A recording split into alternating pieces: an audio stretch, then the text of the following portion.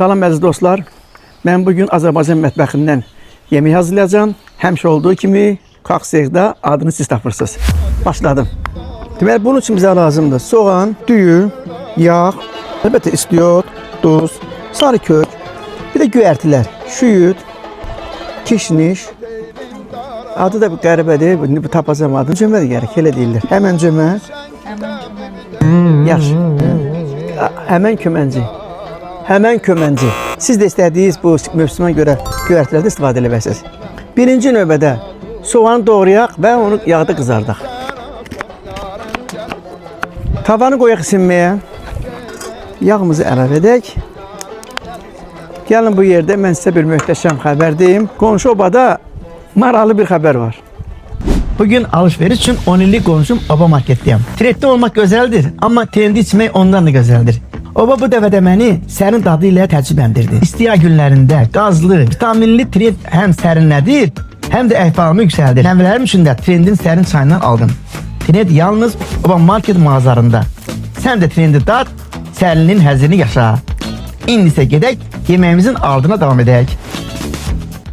İşte bitər elədi.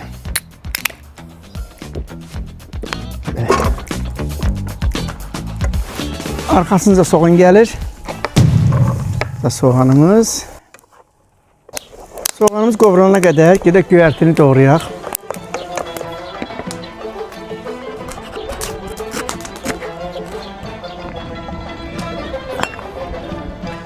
İndi düyünü əlavə edək.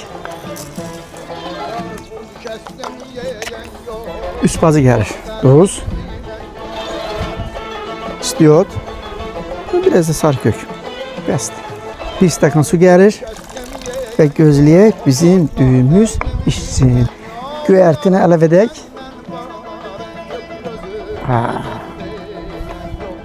Üzərinə yenə su əlavə edək.